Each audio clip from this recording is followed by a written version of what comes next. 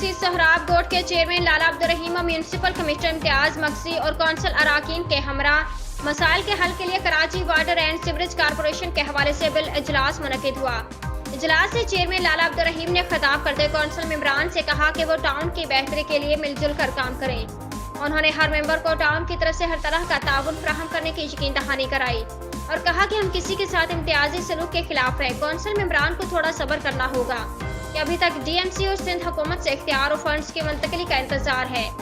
उन्होंने इस बात का सख्ती से नोटिस लिया और कुछ शरपसंद अनासिर लोगों को तकलीफ देने के लिए पानी और सीवरेज की लाइन को नुकसान पहुंचा रहे हैं और मीठे पानी को सीवरेज लाइन में डालकर मीठा पानी जाया कर रहे हैं, जो किसी सूरत काबिल कबूल नहीं। उन्होंने अराकीन से कहा कि ऐसे शरपसंदों की निशानदही करें ताकि उनको कानून नाफिज करने वाले अदारों के हवाले किया जाए ताकि आइंदा इस किस्म का अमल ना हो सके। उन्होंने वाटर एंड सीवरेज कारपोरेशन के इंजीनियर से गुजारिश की कि वो कुछ यूसीज में पानी सीवरेज के इख्तिलात का मसला फौरी हल करें। बसूरत दीगर यूसी चेयरमैन इस मसले के हल ना होने की सूरत में KWSC के हेड ऑफिस में एहतजाजी मुजाहरा करेंगे। इजलास से इख्तिताम पर कौंसिल के अराकीन ने चेयरमैन लाला अब्दुर्रहीम का शुक्रिया अदा किया कि उनकी अनथक मेहनत की वजह से साल्ट वेस्ट मैनेजमेंट ने 20 अफराद का अमला फराहम किया। टाउन चेयरमैन ने तमाम कौंसिल मेंबरान को किसी भी किस्म की रोड कटिंग पर नजर रखने की हिदायत की।